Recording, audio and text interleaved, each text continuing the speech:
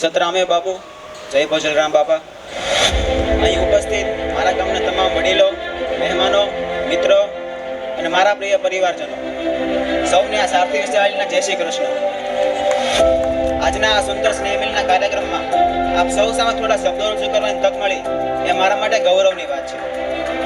અને આજે આપણે સૌ અહીં સ્નેહ મિલન માટે ભેગા થયા છીએ. આવો પ્રસંગ માત્ર મળવાનો નથી, પરંતુ આપણા વચ્ચેનો પ્રેમ, લાગણી અને એકતાને વધુ મજબૂત બનાવવાનો છે. આજના આ ઝડપી સમયમાં માણસ પાસે બધું જ છે, પરંતુ એકબીજા પ્રત્યેનો સમય જે છે એ ઓછો થઈ ગયો છે. એવા સમયમાં આવા સ્નેહ મિલનના પ્રસંગો આપણને યાદ અપાવે છે કે સાચી ખુશી સંબંધોમાં છે, સંપત્તિમાં નહીં. આજે હું સુકાયેલા સંસ્કાર વિશે થોડું કહેવા માંગુ છું. અને ખરેખર આ વિષય માત્ર શબ્દોનો નથી, પરંતુ આપણા જીવન અને સમાજની સાચી ઓળખ છે. આજના સમયમાં માણસ ઘણો આગળ વધી ગયો છે. મોબાઈલ આવ્યા, ટેકનોલોજીઓ આવી, સુવિધાઓ વધી ગઈ, પણ એક પ્રશ્ન મનમાં થાય છે કે શું આપણા સંસ્કાર પણ એટલા જ વધ્યા છે? એક સમય હતો કે જ્યારે ઘરમાં દાદા દાદીની વાતો સાંભળવામાં આપણને ગર્વ લાગતો હતો. સવારની શરૂઆત માતા પિતાના આશીર્વાદથી થતી હતી, અને મહેમાનો આવે ત્યારે પહેલા આપણે તેને પાણી માટે પૂછતા હતા. આજે એ દરેક વ્યક્તિઓ સાથે બેઠા હોય છે, પરંતુ પોતાના મોબાઈલમાં વ્યસ્ત હોય છે. એવું લાગે છે કે સંબંધો ઓનલાઈન થઈ ગયા છે અને આપણી લાગણીઓ ઓફલાઈન થઈ રહી છે.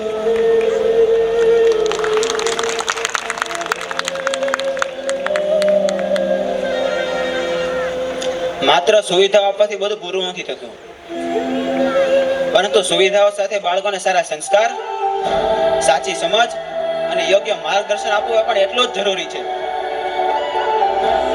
આજે ટીવી, મોબાઈલ જેવી વસ્તુઓ તો બાળકોને મળી જ રહે છે, પણ વડીલોના માન, મહેમાનબાજી અને સંબંધોની કિંમત શીખવવી એ પણ એટલી જ જરૂરી છે.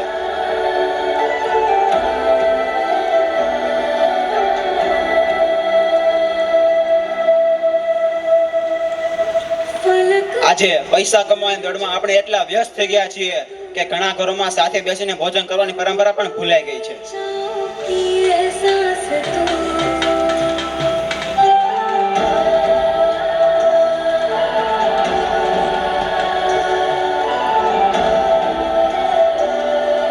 યાદ રાખજો મિત્રો, મોટા મકાનથી પરિવાર મોટો નથી બનતો,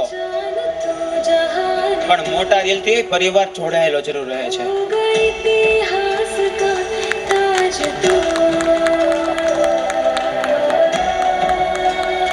જો આપણે આપણા બાળકોને માત્ર સુવિધાઓ આપીએ પણ સંસ્કાર નહીં આપીએ ને, તો ભવિષ્યમાં સમાજ પાસે ડિગ્રીઓ તો હશે જ, પણ માનવતા નહીં હોય.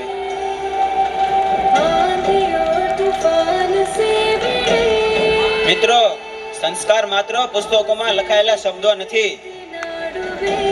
સંસ્કાર એટલે મોટાઓનો આદર, નાનાઓ પ્રત્યે પ્રેમ, સત્ય બોલવાની હિંમત અને જરૂરિયાતમંદને મદદ કરવાની ભાવના છે.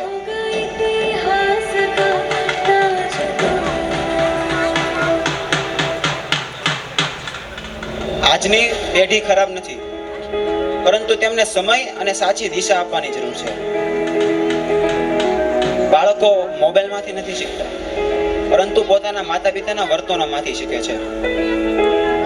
જો ઘરમાં પ્રેમ હશે, વડીલોનું સન્માન હશે, સાથે બેસીને વાતચીત કરવાની પરંપરા હશે, તો આજે સુકાયેલા જે સંસ્કાર છે ને તે ક્યારે સુકાશે જ નહીં.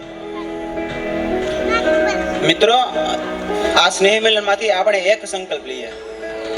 રોજ આપણે થોડો સમય પરિવાર માટે કાઢીશું, વડીલોનું સન્માન કરીશું અને આપણે આપણા બાળકોને સંસ્કારની સાચી ભેટ આપીશું.